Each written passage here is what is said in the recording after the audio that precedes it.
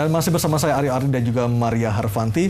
Maria, Anda sudah berkali-kali mewakili Indonesia di ajang internasional, seperti sebelumnya juga ada di Thailand dan beberapa hari yang lalu atau beberapa minggu lalu ada di China Miss World. Di China untuk Miss World. Nah, pandangan Maria sendiri terhadap apa yang terjadi di Indonesia, khususnya yang terjadi di dalam negeri, seperti apa Maria?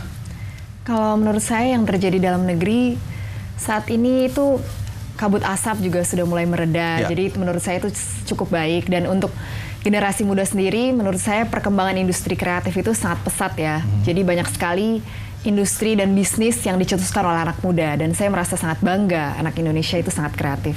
Maria setiap hari tentu juga mengikuti perkembangan berita yang terjadi ya. Apakah ada interest khusus melihat berita politik atau sosial budaya atau ekonomi mungkin? Iya, kalau saya lebih ke budaya mungkin, sosial budaya. Karena sebagai Miss Indonesia kan saya harus memperkenalkan culture ke banyak daerah di Indonesia, dan kebetulan juga sempat menghadiri pemilihan duta pariwisata di beberapa provinsi di Indonesia. Apa yang menarik dari budaya di Indonesia yang bisa Maria angkat untuk dijual ke luar negeri, Maria? Iya, kalau budaya di Indonesia itu sangat beragam dan menarik sekali. Saya kemarin itu membawa pajangan becak kristal di Miss World, dan mereka sangat tertarik gitu menanyakan apa itu. Ini salah satu traditional vehicle dari Indonesia, dan saya bilang ini tadinya digunakan untuk jarak dekat saja, tapi sekarang karena banyak sekali ini terdapat di Indonesia, orang-orang menggunakannya untuk transportasi jarak yang lumayan jauh juga, dan mereka sangat tertarik. Bagaimana kalau kita bicara soal perkembangan dunia politik, Maria, yang sepanjang tahun ini lebih banyak gaduhnya dibandingkan nyamannya atau ademnya, Maria? Dari pandangan Maria sendiri seperti apa? Kalau menurut pandangan saya sendiri, ya kita sebagai masyarakat Indonesia harus terus mendukung apapun itu yang menjadi keputusan pemerintah gitu.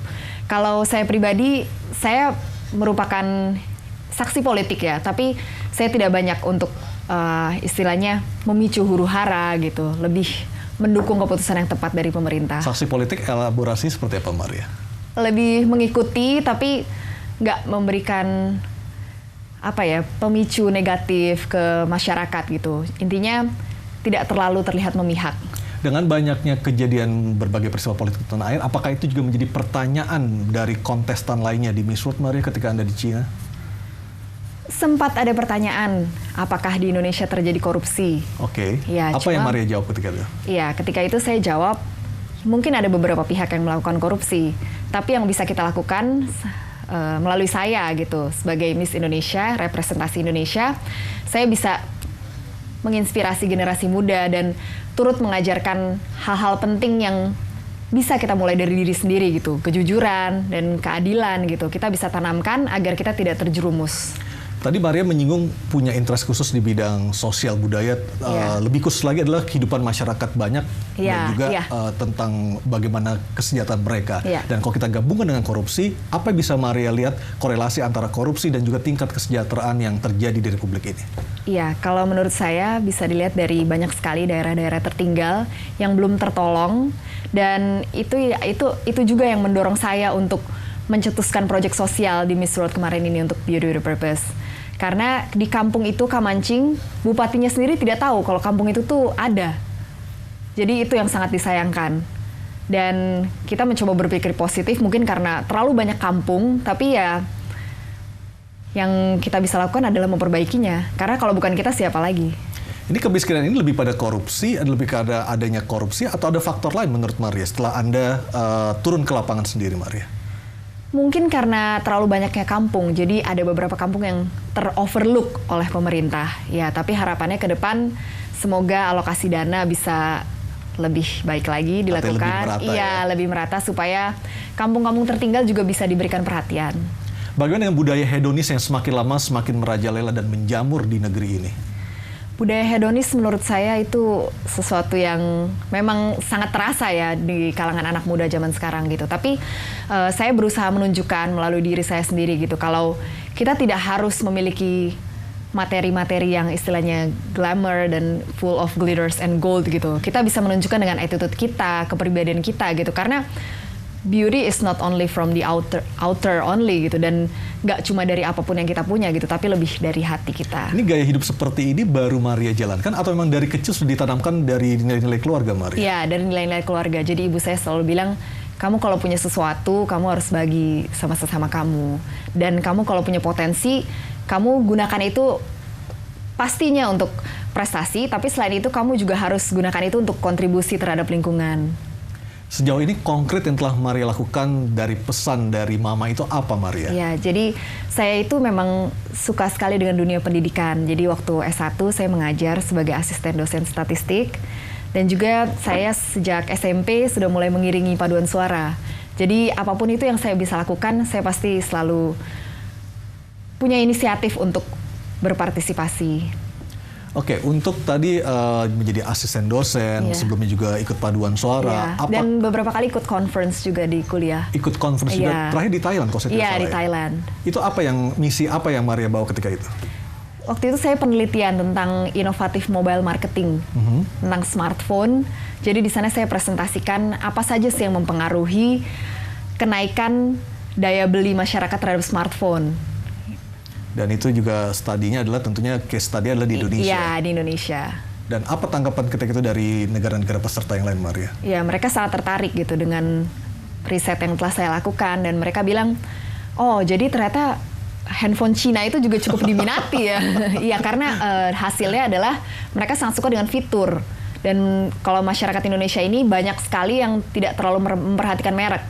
Mungkin ada beberapa, tapi mungkin yang middle class, ya segmentasinya berbeda. Mungkin kalau orang yang mampu membeli iPhone, mereka akan terus menerus membeli iPhone. Tapi masyarakat secara luas, mereka tidak terlalu mementingkan brand.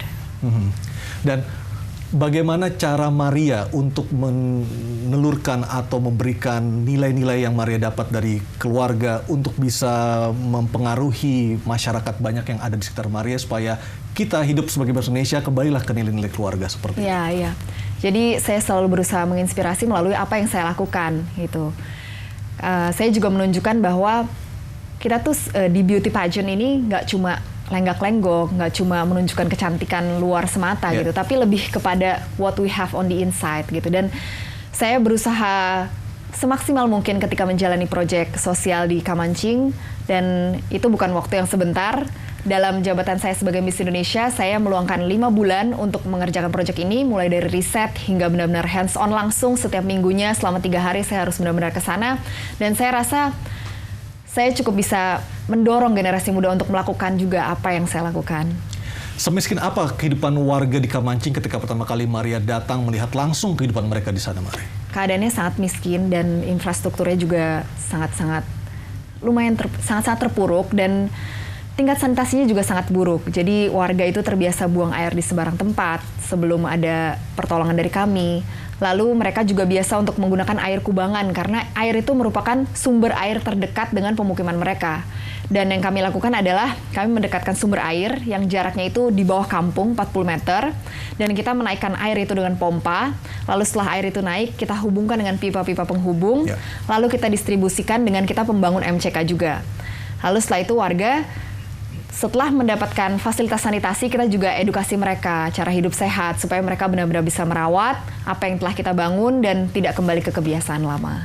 Artinya sebelum Maria datang, mereka turun-temurun hidupnya jauh dari selama kata 25 sehat. tahun. Iya, dan sanitasi mereka itu menjadi barang yang langka di sana. Iya, 25 tahun mereka hidup seperti itu dan sering sekali terkena penyakit diare, penyakit kulit.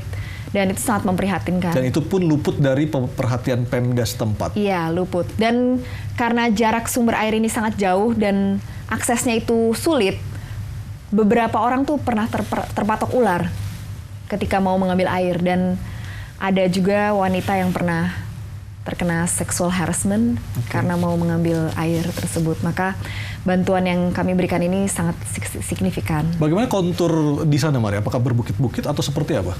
Bukit terjal. Jadi jalanan menuju ke sana itu bukit terjal dan berbatu. Kalau misalnya hujan, jalanan itu sangat licin. Jadi nggak selalu mobil itu bisa naik. Kadang motor juga nggak bisa naik. Kalau jalanan lagi licin, kita harus jalan kaki. Artinya kehidupan mereka terisolasi sebenarnya? Iya, terisolasi. Dan tanahnya pun sangat gersang. Mata pencarian mereka apa, Maria? Petani cengkeh. Paling banyak petani cengkeh. Dan itu bisa menghidupi mereka? Bisa menghidupi mereka. Mereka itu dalam sebulan $25. Dalam sebulan? Iya, dalam sebulan. Pendapatannya? 250.000, iya. Lebih sedikit dari $25.